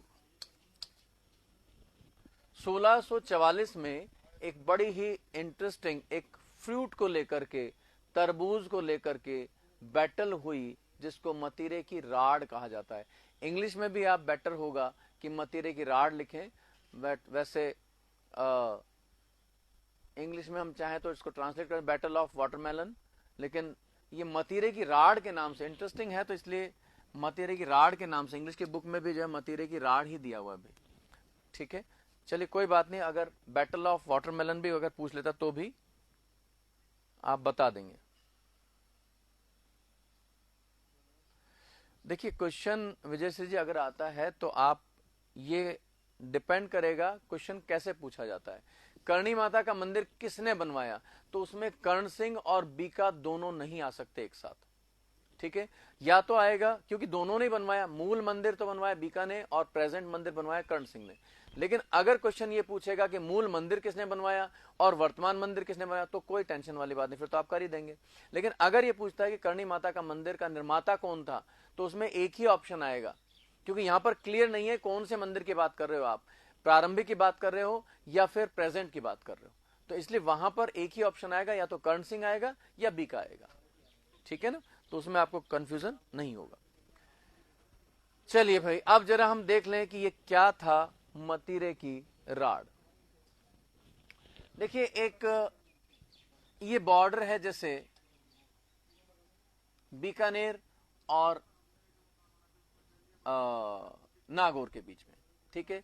तो ये है एक गांव सीलवा, बीकानेर में बॉर्डर पर, और ये एक गांव था जाखनिया, कहां पर, नागौर में, ठीक है जी। सीलवा गांव था बीकानेर में बॉर्डर पर, ये दोनों के बीच की बॉर्डर है नागौर, और जाखनिया नागौर में। अब हुआ क्या कि यहां पर अब बॉर्डर है तो डेफिनेटली खेत वगैरह होंगे। तो सीलवा गांव से यहां पर तरबूज का एक खेत था इस तरीके से। अब ये बेल यहां से चली जो किनारे पर थी और पहुंच गई जाखनिया गांव में, और फ्रूट लग गया यहां पर जाखनिया गांव में, ठीक है। तरबूज जो है वो यहां लगा इस जगह आकर के। अब इस तरबूज पर यहां खेत का जो किसान था उसने कहा साहब ये मेरा है, क्योंकि ये मेरे खेत में है। लेकिन इस खेत का जो किसान था वो बोला तेरा कैसे है, तो मेरी बेल का। तो बोला भैया तू अपनी बेल को अपने पास रखता अपने उसमें, लेकिन ये क्योंकि मेरे खेत में इसलिए मेरा है। बस इसी बात को लेकर के विवाद हो गया, ठीक है। इसी बात को लेकर के विवाद हो गया, और बाद में किसान जो है लठवठ लेकर के आ गए होंगे, फिर इधर के सैनिक और इधर के सैनिक आ गए, और मामला पहुंच गया इधर। बीकानेर के शासक उस समय कौन है, कर्ण सिंह है, और यहां पर नागौर के मैंने आपको बताया था अमर सिंह, जो कि जसवंत सिंह प्रथम के बड़े भाई हैं, जिनको जागीर मिली थी मुगलों के द्वारा ये वाली, क्योंकि जसवंत सिंह छोटे पुत्र होने के कारण शासक बन गए थे, तो अमर सिंह चले गए थे मुगलों के पास, और मुगलों ने मारवाड़ से लेकर नागौर को दे दिया अमर सिंह को। नागौर के स्वतंत्र शासक थे। हालांकि नागौर, ये अमर सिंह और कर्ण सिंह यहां पर उपस्थित नहीं थे, लेकिन सेना दोनों भिड़ गई, और लास्ट में हुआ ये कि पहले तो नागौर की सेना जो थी वो भारी पड़ रही थी, लेकिन लास्ट में जो सेना जीती थी वो बीकानेर की सेना ने ये बैटल जीत लिया था, और बीकानेर ने इस मतीरे का स्वाद चखा था। तो ये था आपका मतीरे की राड, ठीक है भाई। सुनील जी पता चल गया तरबूज किसने खाया? तरबूज खाया बीकानेर के लोगों ने, लास्ट में ये हुआ था। तो ये थी आपकी मतीरे की राड। तो लिखेगा राड ऑफ मतीरा या मतीरे की राड, ऐसे ही लिख लीजिएगा। 1644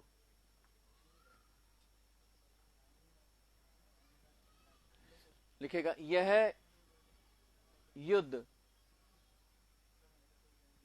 बीकानेर और नागौर के बीच एक तरबूज को लेकर हुआ।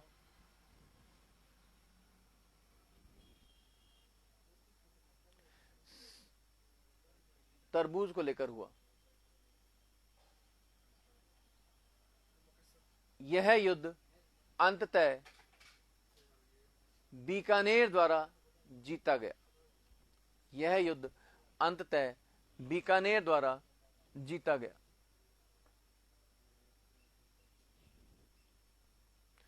उस समय नागौर के शासक अमर सिंह थे, जो जसवंत सिंह के बड़े भाई थे। ठीक है भाई। This battle was fought. This battle was fought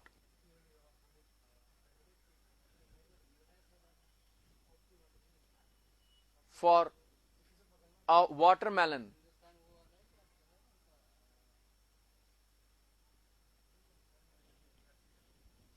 Watermelon.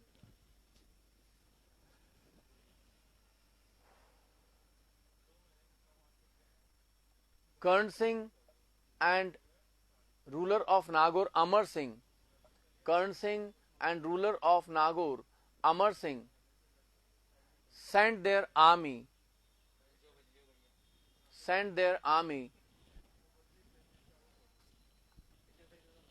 and lastly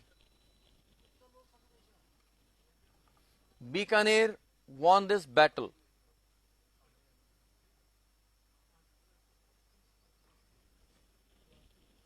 And lastly, Bikaner won this battle.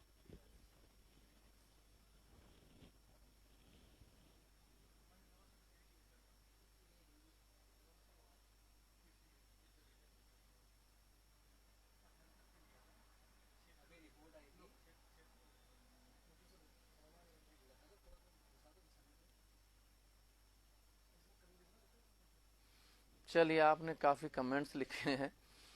देखिए, सबसे बड़ी बात यह है कि जैसे गोविंद जी कह रहे हैं 10 रुपए केजी बहुत मिलते हैं, बात उसकी कीमत की नहीं थी, बात आ गई थी नाक की। बात समझ में आई ना आपके? तो यहां पर एक ईगो हर्ट किया कि साहब हमारा था, बात तरबूज की नहीं थी कि तरबूज के लड़ पे, बात ईगो की आ गई। हम आज भी देखें तो बहुत छोटी छोटी सी बातों पर लोग बाग एक दूसरे की जान ले लेते हैं, और बाद में नतीजा क्या निकलता है बताओ साहब, इतनी सी बात के लिए। बात असल में उस इतनी सी बात के लिए नहीं होती, उस इतनी सी चीज के लिए नहीं होती, उनका ईगो हर्ट कर जाता है। बस वो ईगो हर्ट करते ही फिर आपस में लड़ पड़ते हैं। चलिए भाई, ये हो गए आपके कर्ण सिंह, और कोई स्पेशलिटी नहीं है कर्ण सिंह में। अब आ जाइए आप अगले शासक अनूप सिंह पर।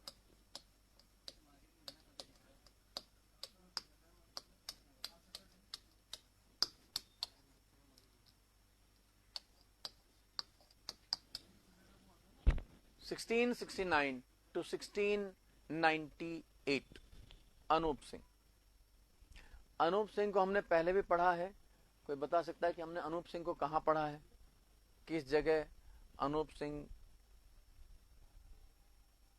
हमारे सामने आए थे?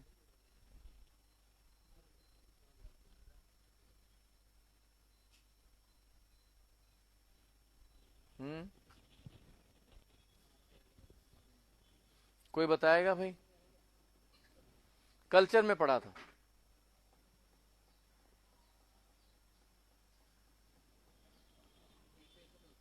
कल्चर में पढ़ा था, कोई बता सकता है? नहीं।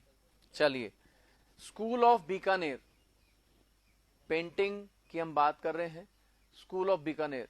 तो गोल्डन पीरियड जो था वो अनूप सिंह के शासनकाल में था, अगर आपको ध्यान हो तो। ठीक है, तो चलिए, इन्होंने देखिए औरंगजेब को अपनी सर्विसेज दी, और औरंगजेब ने इनको जो टाइटल दिया वो था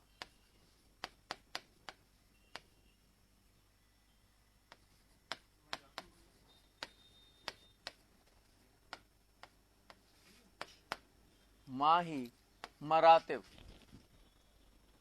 माही मरातिव नामक इन्होंने टाइटल दिया है औरंगजेब ने अनूप सिंह को, इनकी विद्वता से प्रभावित होकर इनको टाइटल दिया गया माही मरातिव। लिखेगा, इन्होंने औरंगजेब को अपनी सेवाएं दी, इन्होंने औरंगजेब को अपनी सेवाएं दी, जिन्होंने इन्हें माही मरातिव की उपाधि प्रदान की।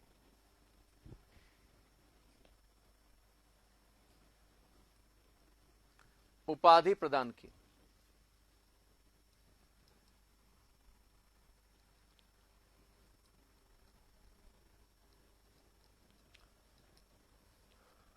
ठीक है। और ये खुद जो है संस्कृत के बड़े विद्वान थे और बहुत सारे विद्वानों को इन्होंने आश्रय दिया हुआ था अपने दरबार में।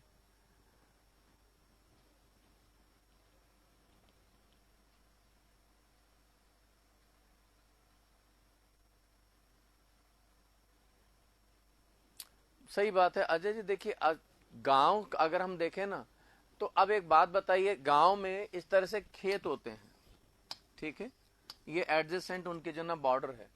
अब मुझे बताइए कि थोड़ी थोड़ी एक एक इंच भी काटते रहते हैं, वो काटते रहते हैं, काटते जब भी जोतते हैं इसको, इतना कितना उपज कर लोगे भाई एक एक इंच को काट करके। और फिर जब बिल्कुल ही जो ना एकदम बिल्कुल इसके सट जाती है, तब वो कहता है ये क्या तूने मेरी मेड़ काट दी। अब बताइए, जरा जरा सी बात है। तो ये मनुष्य की प्रवृत्ति है एक्चुअली, एक जो है ना बहुत ही गलत जो टेंडेंसी है कि हम जरा जरा सी उसकी छीन लें, उसकी छीन लें, लालच। तो ये है। तो पेड़ की क्या है, तो ये तो बहुत कॉमन चीजें हैं। तो ये कोई आश्चर्यजनक बात नहीं है कि भाई तरबूज के लिए लड़ मरे। तो ये तो टेंडेंसी है, ह्यूमन टेंडेंसी असल में। चलिए भाई, क्या लिखा था? हाँ, लिखेगा ये संस्कृत के बड़े विद्वान थे। He was a scholar of Sanskrit language. He was a great scholar of Sanskrit language. He was a great scholar of Sanskrit language तथा बीकानेर का अधिकांश सांस्कृतिक विकास इन्हीं के शासन काल में हुआ। And the development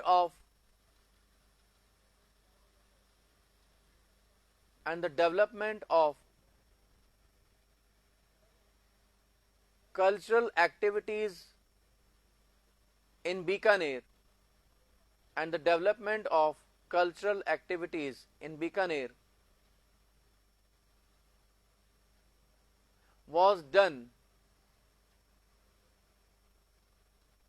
in his reign period.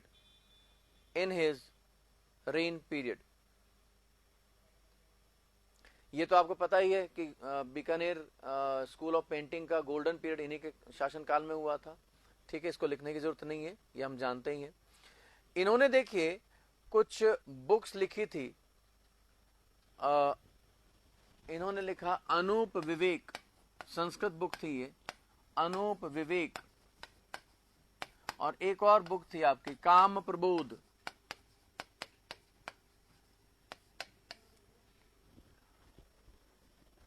ये दो बुक्स लिखी थी इन्होंने, अनूप विवेक एंड काम प्रबोध। और एक ग्रंथ है आपका जो कि जयदेव ने लिखा था, गीत गोविंद। इस पे बहुत से लोगों ने टीका लिखी भाई। Writer was Jayadev. ठीक है, इस पर इन्होंने टीका लिखा जिसका नाम था अनुपोदय।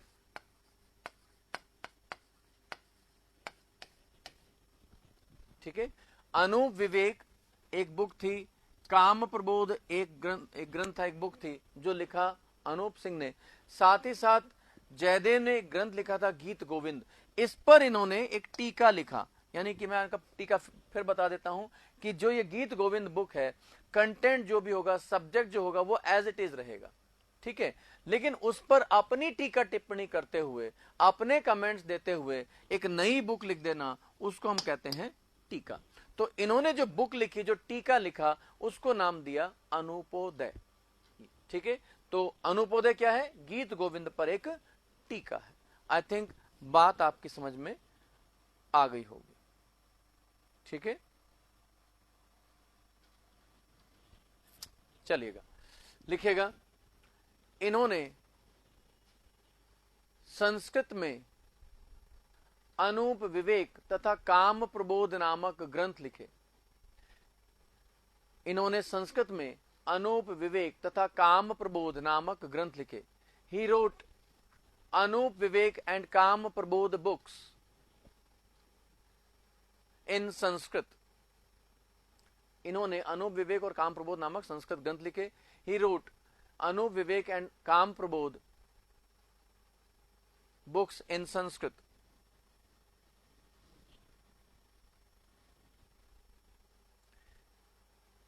इन्होंने जयदेव के ग्रंथ गीत गोविंद पर इन्होंने जयदेव के ग्रंथ गीत गोविंद पर इन्होंने जयदेव के ग्रंथ गीत गोविंद पर टीका अनुपोदय लिखा। टीका अनुपोदय लिखा।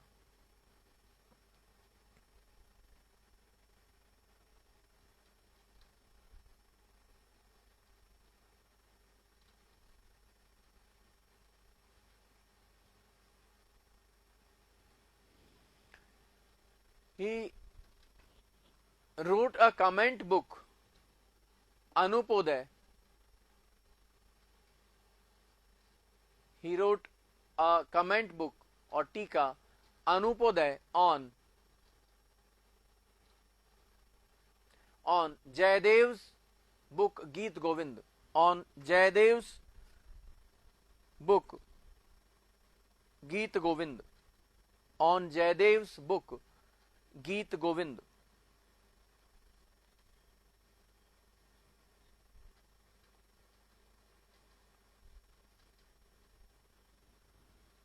ठीक है भाई, ये हो गया आपका अनूप सिंह का मामला। चलिए आगे हम एक और शासक लेते हैं जिनको हम पहले भी पढ़ चुके हैं हमारे कल्चर में, और वो हैं आपके सूरत सिंह, महाराजा सूरत सिंह। 1787 टू 1828 इनका रेन पीरियड है। क्या आप बता सकते हैं सूरत सिंह को हमने कहां पढ़ा था? आपके नॉलेज में कुछ अगर आ रहा हो तो।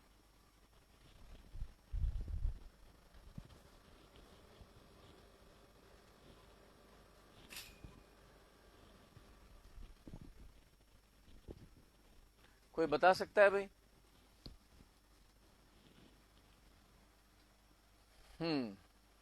संधि 1818 हमने कब पढ़ा?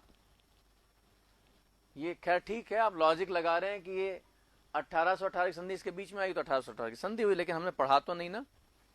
चलिएगा, अंग्रेजों से संधि वो तो खैर देखिए दिख रहा है, पर हमने सूरत सिंह को पढ़ा कहां? कल्चर में। एग्जैक्टली कृष्ण कुमार जी ने बिल्कुल सही कहा। हाँ देखो, ये जो है ना, क्या नाम है इनका, अक्की शिव जी, यहीं पे पढ़ा था भाई। मतलब आपकी हाजिर जवाबी का तो कोई जवाब ही नहीं। खैर, कृष्ण कुमार जी का जवाब बिल्कुल सही है। हनुमानगढ़ नाम जो रखा, बटनेर पर अटैक किया था, अगर आपको ध्यान हो तो। ठीक है, और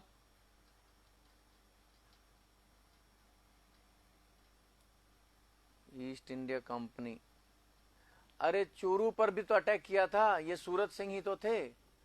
चलिए खैर जो भी है, तो सूरत सिंह जो है, इसका लिख लीजिएगा कि 1805 में इन्होंने भटनेर पर आक्रमण कर उसे जीता और उसका नाम हनुमानगढ़ रखा। लिख लो, तुम भूल जाते हो, लिख लो फटाफट से।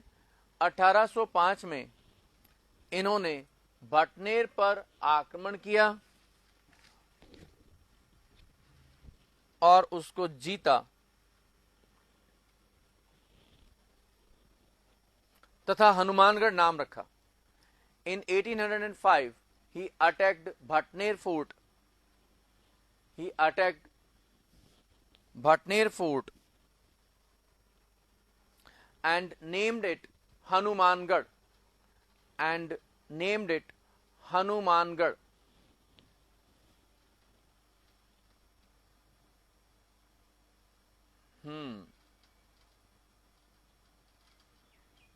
चांदी के गोले दागे थे। ठीक है,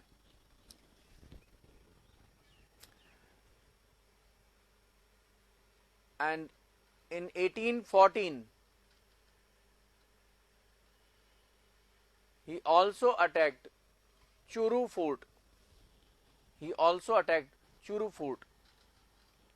1814 में इन्होंने चूरू दुर्ग पर भी आक्रमण करवाया।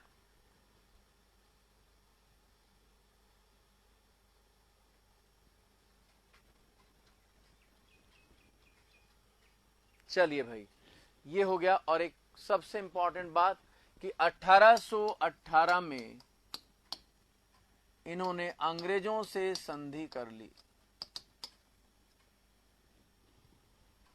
He signed the Treaty of 1818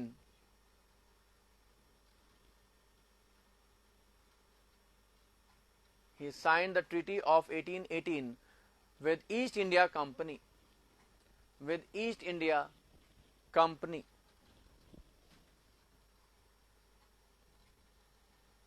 और इसी के साथ संपन्न हुआ हमारा बीकानेर राज्य। बीकानेर स्टेट होता है कंप्लीट।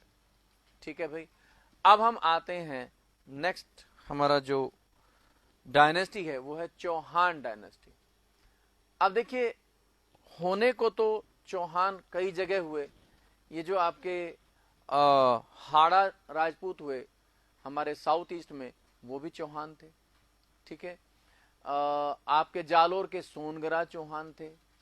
आपके अजमेर और पहले आपके सांभर और फिर अजमेर में जो है ना, वो भी चौहान ही थे। तो यहां पर हमें कई चौहान दिखाई देते हैं, लेकिन हम जो मेन चौहान है, जो कि एग्जाम पॉइंट ऑफ व्यू से इंपॉर्टेंट है, जहां पर क्वेश्चन सबसे ज्यादा बनते हैं, वो कौन कौन से चौहान हैं, उनकी हम बात कर लेते हैं। ठीक है, तो हम अब पढ़ेंगे चौहान। तो यहां पर हम 3 चौहान पढ़ेंगे।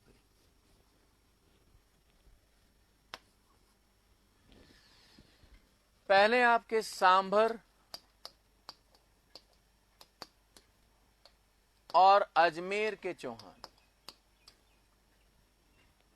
ठीक है, इसके बाद हम देखेंगे इन्हीं की ब्रांच निकली है रणथंभौर के चौहान।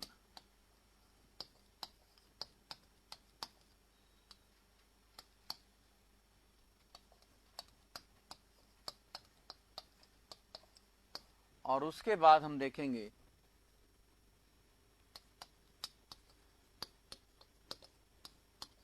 जालोर के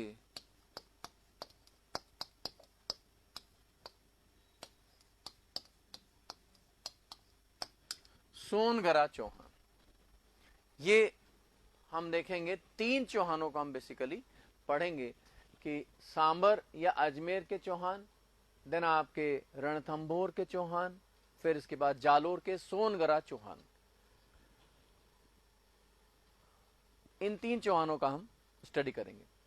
तो सबसे पहले हम बात कर लेते हैं सांभर के, और बाद में फिर ये अजमेर के चौहान कहलाने लगे।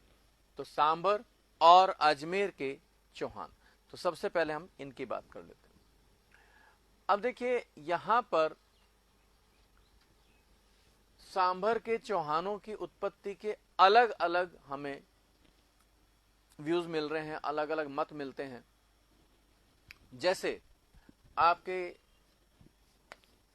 इनका ओरिजिन कहां से हुआ, तो इसके बारे में एक मत हमें मिलता है पृथ्वीराज रासो से।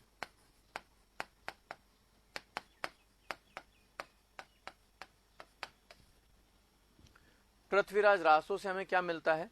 पृथ्वीराज रासो जो कि चंद्रबरदाई द्वारा लिखा गया था और पृथ्वीराज चौहान का कोर्टियर था, दरबारी विद्वान था, वो कहते हैं, एक कहानी बताते हैं आपको। ठीक है, रासो ग्रंथ है, कुछ भी कह सकते हैं भैया। तो ये कहते हैं कि सब राक्षसों का बहुत ज्यादा आतंक हो गया था, प्रकोप ज्यादा हो गया था। तो महर्षि वशिष्ठ ने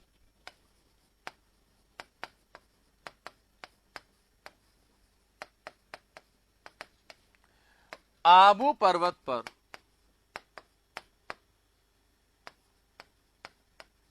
एक यज्ञ किया। ठीक है, आबू पर्वत पर यज्ञ किया, और इस यज्ञ से निकलते हैं 4 राजपूत जातियां। ठीक है, वो कहते हैं साहब पृथ्वीराज रासो के अकॉर्डिंग कि जब यहाँ पर बहुत ज्यादा आतंक हो गया था राक्षसों का, तो महर्षि वशिष्ठ जो थे उन्होंने आबू पर्वत पर एक यज्ञ करवाया, और इस यज्ञ में से सबसे पहले निकलते हैं गुर्जर प्रतिहार जो राजपूत थे, लेकिन वो राक्षसों का नाश नहीं कर पाए। उसके बाद में निकलते हैं परमार, लेकिन वो भी जो है राक्षसों का नाश नहीं कर पाए। फिर निकलते हैं आपके चालुक्य, लेकिन वो भी ये काम नहीं कर पाए। और फिर उसके बाद में निकलते हैं चाहमान या चौहान, जिन्होंने समस्त राक्षसों का सत्यानाश कर दिया, उनको मारकर यहाँ के लोगों को मुक्ति दिलाई। और उसी वंश में पैदा हुआ मेरा महान स्वामी पृथ्वीराज चौहान। ऐसी बात करते हैं कौन? पृथ्वीराज रासो के रचयिता चंद बरदाई। ठीक है, तो अब इनका जो ये मत है ये कहलाता है अग्निकुंड से उत्पत्ति या अग्निकुल से उत्पत्ति। ठीक है, जो ओरिजिन है वो अग्निकुंड फायर पिट से हुआ। ठीक है, तो ये क्वेश्चन कई बार पूछा गया है। अब देखिए, अग्निकुंड से कोई निकल सकता है क्या? पॉसिबल नहीं है। लेकिन इन चारों राजपूत जातियों को पवित्र बताने के लिए इन्होंने ये कहानी गढ़ी थी। अब पवित्र बताने के लिए कैसे? देखिए, आग में आप कोई भी चीज डालिए तो वो क्या होता है, एकदम प्योर हो जाती है। आग में हम कोई भी चीज डालते हैं तो एकदम वो प्योर हो जाती है। तो इसी तरीके से सीता जी को भी अग्नि परीक्षा देनी पड़ी थी। ठीक है ना, तो अग्नि से कोई भी चीज होती है वो पवित्र हो जाती है। तो इसीलिए उनकी पवित्रता को दर्शाते हुए इस चीज को कहा गया। और इन चारों में भी जो महान बताया गया वो चौहानों को बताया गया था। ठीक है, ये बात मेरे ख्याल में समझ में आ गई होगी। तो लिखिएगा, इनकी उत्पत्ति के यानी चौहानों की, अजमेर सांभर और अजमेर के चौहानों की बात कर रहे हैं, इसकी बात कर रहे हैं। पहला हम ये आप लिख सकते हैं सांभर और अजमेर के चौहान। अब इनके बारे में जो भी डिस्क्रिप्शन है वो लिखिएगा, सांभर व अजमेर के Chauhan.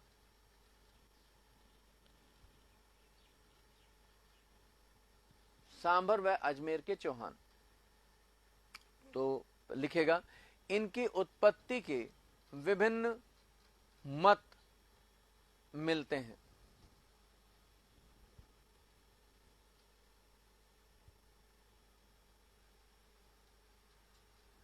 There are many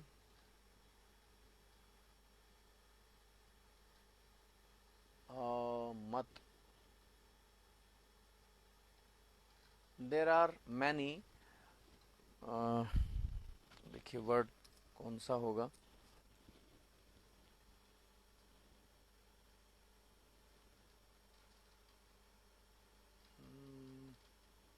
word नहीं आ रहा भाई। व्यूज, हाँ व्यूज ठीक है। There are many views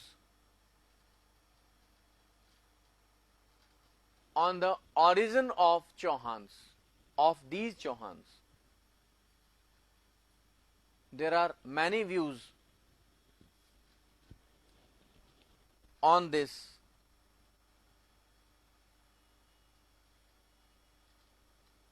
There are many views on the origin of these Chauhans, यानी कि सांभर और अजमेर के Chauhan.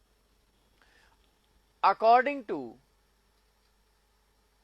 Prithviraj Raso, according to Prithviraj Raso, according to Prithviraj Raso, Prithviraj Raso के अनुसार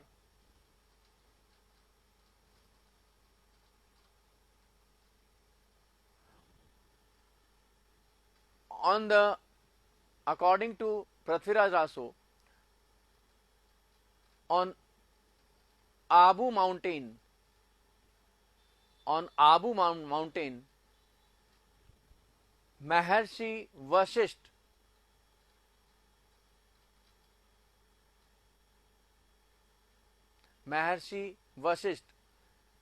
done a yagya, done a yagya. महर्षि वशिष्ठ ने आबू पर्वत पर एक यज्ञ किया, and from its fire pit, agnikund, and from its fire pit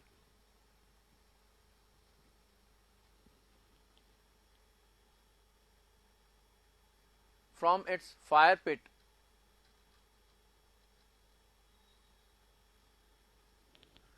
four Rajput dynasties came out. इस यज्ञ के अग्निकुंड से 4 राजपूत राजवंश निकले। 4 राजपूत राजवंश निकले।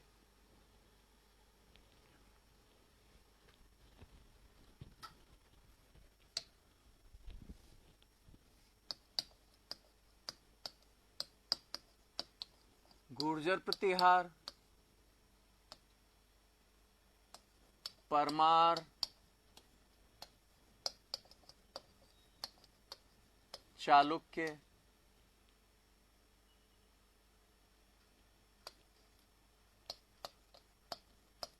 और चौहान या चहमान।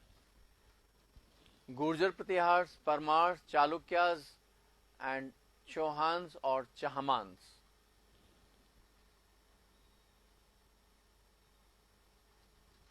इनमें से चौहान सबसे प्रतापी थे। इनमें से चौहान सबसे प्रतापी थे। Among these, Chauhans were the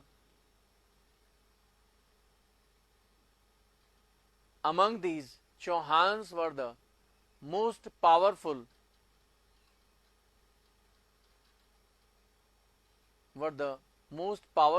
dynasty.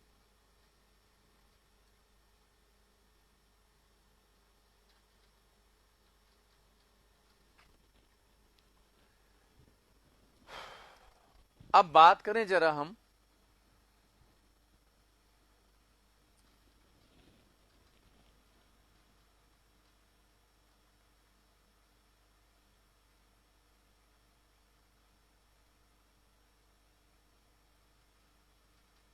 क्यों भाई पृथ्वीराज राजसो, ऋतिक जी 200 साल बाद लिखी जाएगी, कैसे पॉसिबल है? 200 साल तक कैसे जिंदा रहेगा? आपका वो चंदबरदाई जो कि पृथ्वीराज चौहान का ही दरबारी विद्वान था, तो उसने लिखी थी, तो वो 200 साल बाद कैसे लिखेगा? वो तो तभी मर गया था। आपने कहां पढ़ लिया? ये पृथ्वीराज राजसो जो लिखा गया, ये चंदबरदाई द्वारा पृथ्वीराज चौहान के शासनकाल में लिखा गया था। ठीक है, ये गलत है। 200 साल बाद कैसे पॉसिबल है? चलिएगा, खैर। अब देखिए, हमें एक बिजोलिया शिलालेख मिलता है।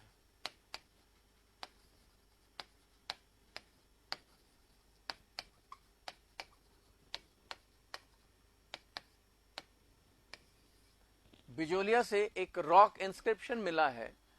बिजोलिया पड़ता है आपका भीलवाड़ा में, बिजोलिया आंदोलन जो हमने देखा था। ठीक है, तो बिजोलिया शिलालेख में जब हम पढ़ते हैं तो वहां हमें लिखा हुआ मिलता है कि 551 ईस्वी में, इन 551 एडी, वासुदेव नाम का व्यक्ति था जिसने सांभर के चौहानों की नींव रखी थी। ठीक है भाई, ये कहता है बिजोलिया शिलालेख। और ये भी कहते हैं कि वासुदेव ने सांभर झील का निर्माण करवाया। क्या पॉसिबल है सांभर झील को बनवाना? क्या पॉसिबल है सांभर झील को बनवाना? है या नहीं भाई? बिजोलिया शिलालेख कहता है कि 551 ईस्वी में वासुदेव नाम का व्यक्ति था जिसने सांभर और अजमेर के जो चौहान जिनको हम कहते हैं उनकी नींव रखी और उसने सांभर झील का निर्माण भी करवाया। ज्योति जी कैसे पॉसिबल नहीं है, ये झूठ बोल रहा है इसका मतलब? गोविंद जी कह रहे हैं यस, ज्योति जी कह रही है नो।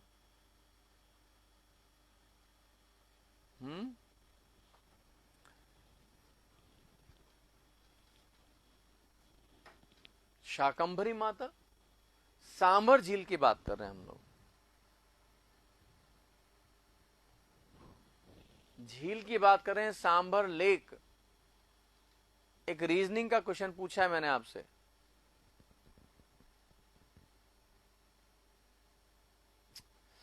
अरे मैं ये पूछ रहा हूं कि सांभर झील का निर्माण पॉसिबल है क्या? मैं ये नहीं पूछ रहा हूं कहां है कैसे है। क्यों आप नो क्यों कह रहे हैं भाई? कारण बताइए जल्दी से, फटाफट से। ऐसा क्यों कि आप मना कर रहे हैं? चलिए, आपकी तो भूगोल भी गोल ही है अभी तक तो। अरे भाई मुझे बताइए, सांभर झील एक प्राकृतिक झील है या कृत्रिम झील है?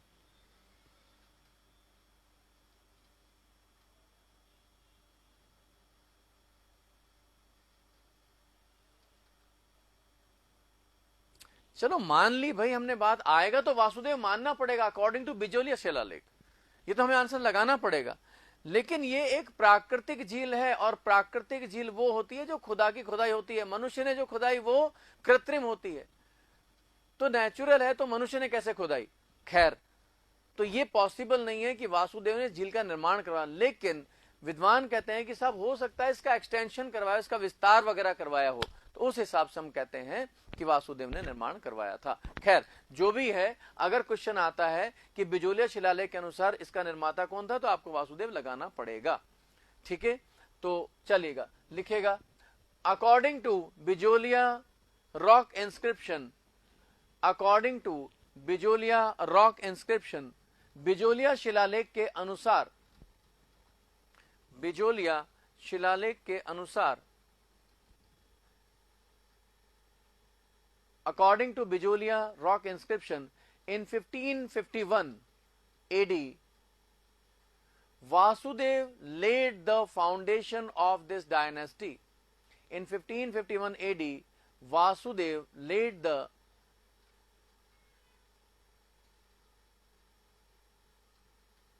foundation of this dynasty. Bijolia शिलालेख के अनुसार 1551 ईस्वी में वासुदेव ने इस राजवंश की नींव रखी, तथा उसने सांभर झील का निर्माण भी करवाया। And he constructed sambar lake also, and he constructed sambar lake also.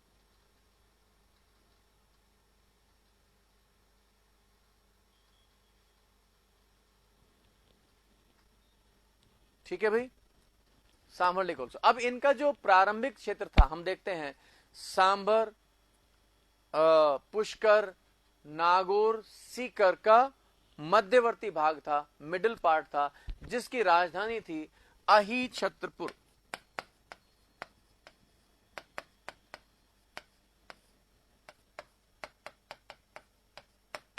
Nagaur. ठीक है, तो लिखेगा इनका प्रारंभिक राज्य, इनका प्रारंभिक राज्य, इनका प्रारंभिक राज्य Sikar, sambar, Sikar, sambar, Pushkar,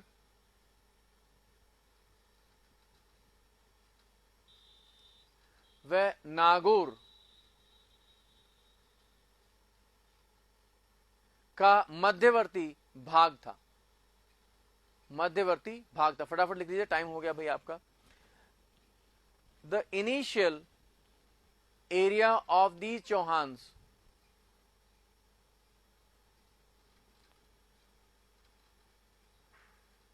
the initial area of these chauhans was Sikar, Sambhar, Pushkar, Nagaur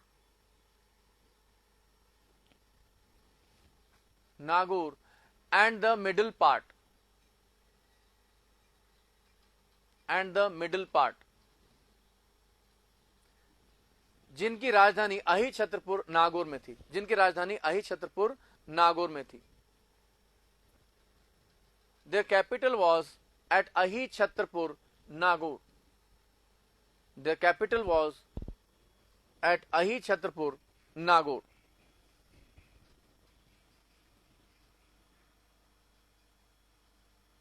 देखिए अग्निकुंड का कोई वो नहीं मिलता है. आप देखिए महर्षि वशिष्ठ कब थे, कितने पुरानी बात हो गई, ये वैदिक काल की बात हो गई. अब आप चले जाइए प्राचीन, अब लिख दिया उसने तो प्राचीनता कहां तक चली गई है, तो इसलिए वो हमें कोई ऐसा नहीं मिलता है. ठीक है भाई, चलिए भाई, तो कल फिर मिलते हैं. Till then bye bye, take care, God bless you all, thank you so much.